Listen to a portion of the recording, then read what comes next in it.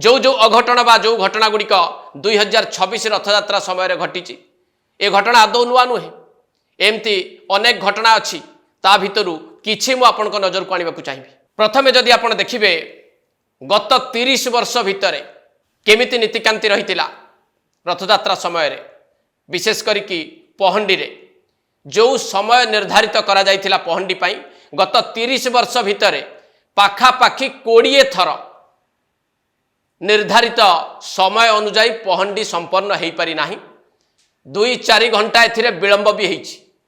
30 वर्ष रे 20 थर पहंडी रे विलंब हबार नजीर रहिछि। रथ टणा समय को जदि टिके अनुध्यान करिवे आपण एई 30 वर्ष भितर पाखापाखि 18 थररु अधिक थर रथ टणारे विलंब घटिछि। कौनसी ना कौनसी कारण जो निर्दिष्ट समय रे रथ टणा हो पारि नाही।